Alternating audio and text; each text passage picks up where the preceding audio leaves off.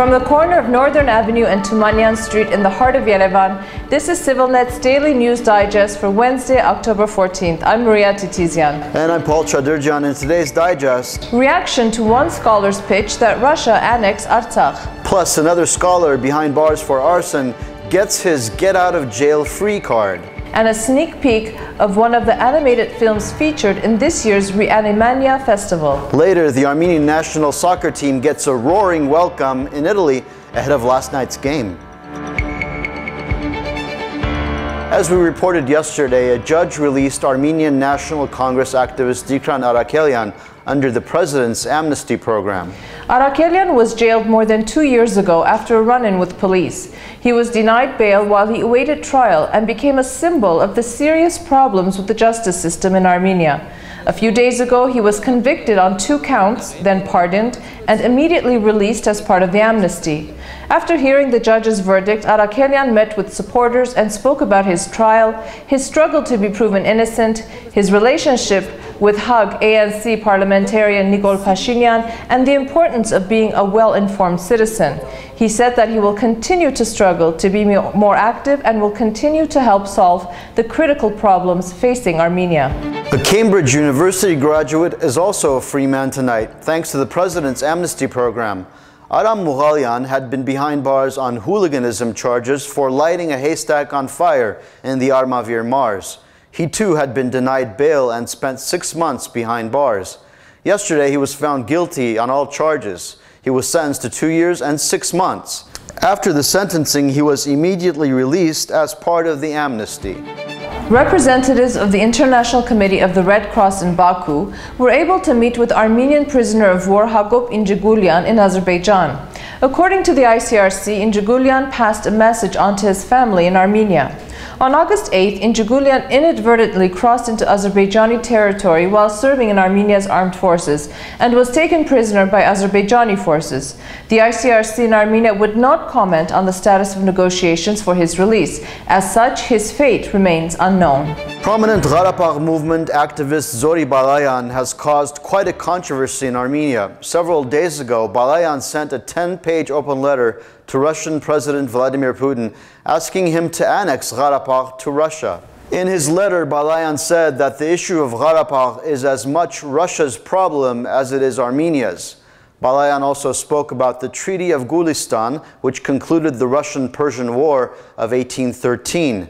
In the treaty, the Gharabagh Khanate was ceded to Russia in perpetuity. Social media in the country was blazing with commentary.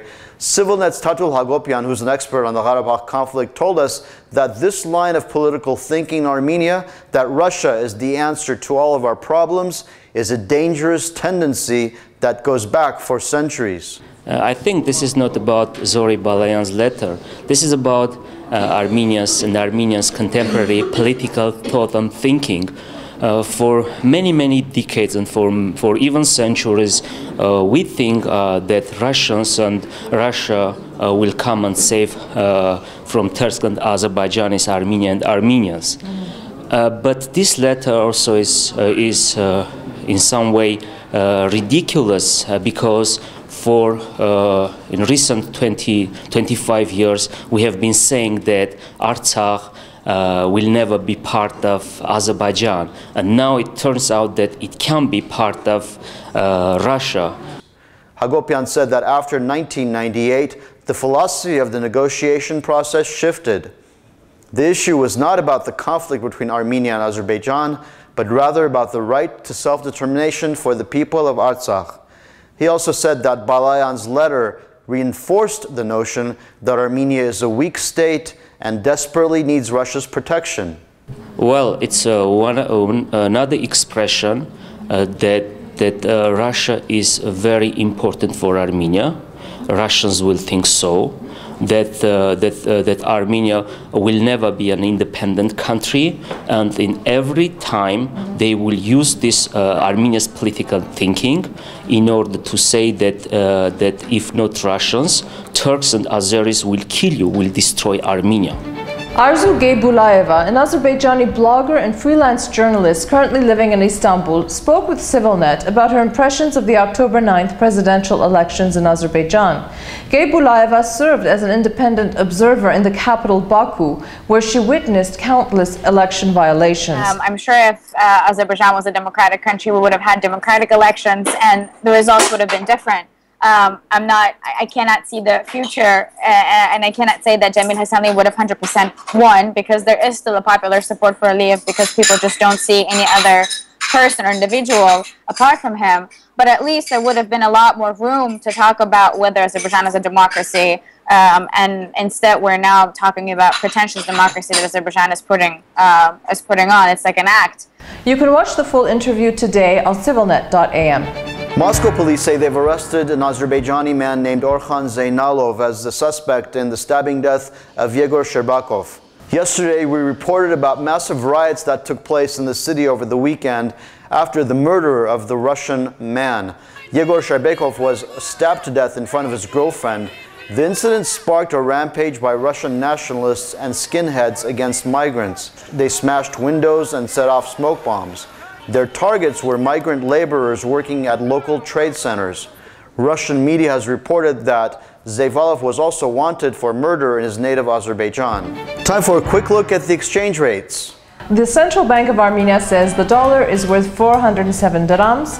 649 dirhams is what you'll get for a British pound. The euro buys you 550 dirhams, and the ruble buys you 12 dirhams and 64 lumas. And the weather in Yerevan, we have a high of 23 degrees Celsius and a low of 7. And in Gyumri, you can expect a high of 14 degrees and a low of 2 degrees Celsius. In Vanator, the weather will be 13 degrees with a low at night of 2 degrees Celsius, and in Stepanakert, the temperature will reach 16 degrees Celsius with a low of 9. And last night, as you know, Armenia's national football team squared off against Italy in a FIFA World qualifying match. Armenian football fans were hopeful after forward Yura Movsisyan scored in the 5th minute of the game. However, Italy came back strong and the match ended with a draw of 2-2. Armenia was seen as the underdog but gave Italy a run for their money. AFP wrote following the game, quote, Mario Balotelli came off the bench to save Italy's blushes in a draw which threatened to end in the hosts' first defeat of a successful World Cup qualifying campaign, end of quote. The 5th annual ReAnimania International Animation Film Festival begins in less than 2 weeks right here in Yerevan. The festival was created to share the best animated films in the world with local audiences and to also present the works of local animators. One of the films on the schedule the week of October 26th through November 1st is from Brazil. It's called Rio 2096, a story of love and fury. Eu vi muita coisa. Posso contar.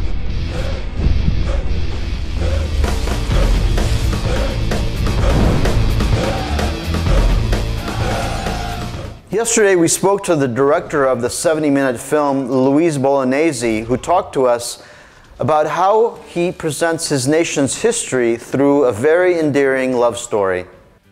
It's a kind of odyssey.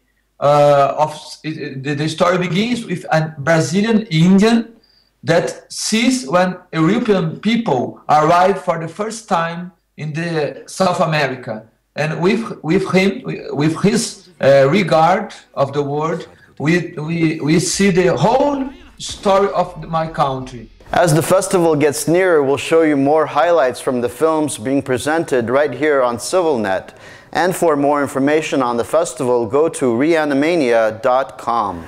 And I definitely want to see Rio 2096. Are you going to see any of the films? Well, you know, I promised Fresh Kastun, who's the director of ReAnimania Animation Film Festival, that I would definitely check out some of the films. So hopefully we will, and we'll report back right here on CivilNet on our English News Digest. Sounds good. That's our digest for this Wednesday.